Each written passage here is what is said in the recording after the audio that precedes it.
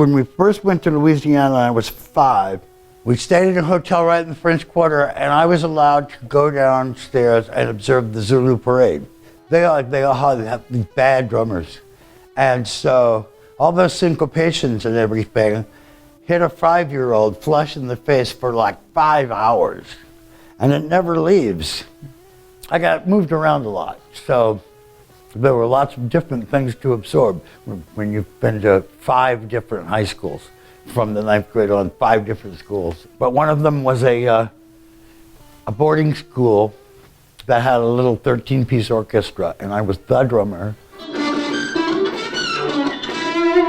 Well, first of all, when you're young and you've just been supplanted to Central America and there are no rock and roll anymore, there's nothing to do but play acoustic guitar. So my finger picking developed over that year, that 2.5 years that we spent there. And my first recording was made at a Voice of America station in San Jose, Costa Rica.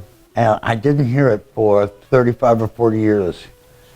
And I finally, we were making the box set and I finally heard it, and it's like my finger picking evolved, fully formed.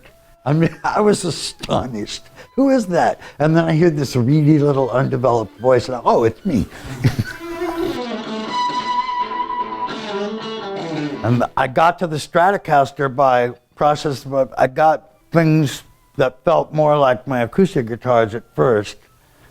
Because the whole goal at the beginning was to take folk music style and apply it to the electric guitar, which is how I met Neil and what our first attraction was, because that's what he was doing. There's just so much there. You can do everything with it.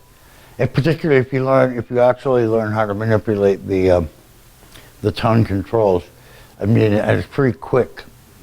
It's been my friend for 30 years now. But I also have absorbed, just stolen everybody that I saw blind. I've got some new Jeff Beck techniques involved in it. You know, there's no other Jeff Beck, but just the way he uses a volume knob in the wangy bar. What he does is, instead of hitting a note full on, he doesn't do that much. He'll go. That's a great technique, and you can start a note and you bend it in. And that's what's so fabulous about this. And you can also get a little wang in it, you know, and take it back down, and you know, it's applied sciences, and the band has to be going around you, but when you pull it off, it sounds really good. And also when you get the feedback just enough to where you can stand right in the right spot and just start the note and then play it one-handed.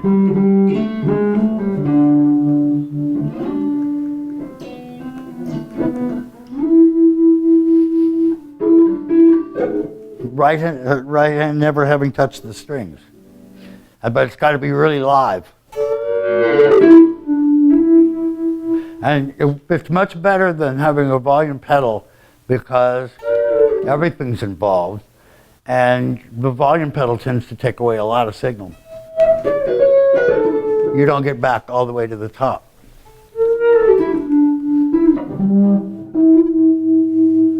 But the whole modernistic shape and everything was, you know, it was stylistic of the times. Remember, it was during the space race, you know? Personally, I agreed with Jimi Hendrix that when they're strung upside down backwards, because of the way the pickups are changed, it's really good, except the knobs are really impossible to operate, and the wang bar's on the wrong side, so it gets in the way. Because I actually got one, a lefty, and strung it upside down, and it sounded fab.